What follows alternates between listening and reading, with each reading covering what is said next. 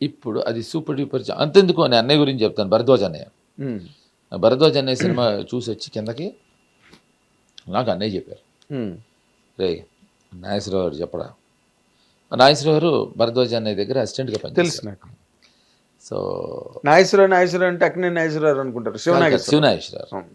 పిలిచి రే నాగేశ్వరరావు చెప్పరా, ఇది కష్టం రా ఈ సినిమా, ఇది రిలీజ్ అయ్యే లోపలే నేను చార్మినార్ కుర్రాళ్ళను కథ చెప్పారు నాగేశ్వరరావు. నిన్ను జగపతి బాబుని పెట్టి అది స్టార్ట్ చేయమని, ఎందుకంటే దీని తర్వాత నీకు కెరియర్ కష్టం, వాడి కెరియరే ఉండదు అని చెప్పారు. ఆయనకు జడ్జిమెంట్ లేదని కాదు, నచ్చలేదు. నాతో రాజశేఖరు జీవిత ఈ సినిమాకి బిగ్గెస్ట్ మైనస్ పాయింట్ కాందాదా అని చెప్పారు. అంటే వాళ్ళకి జడ్జిమెంట్ లేదని కాదు.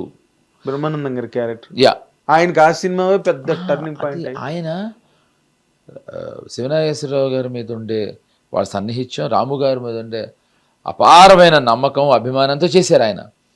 ఇప్పుడు ఆయనకు కూడా తెలిసి ఇది చేస్తే బాగుంటుందంటే దాని ముందరే సినిమాలో చేసేవాడు కదా. కరెక్ట్. విషయం ఏంటంటే ఖచ్చితంగా నమ్మింది రాము గారు, నాగేశ్వరరావు గారు. చచ్చినట్టు నేను నమ్మాను, ఎందుకంటే నా ఫస్ట్ సినిమా హీరోగా.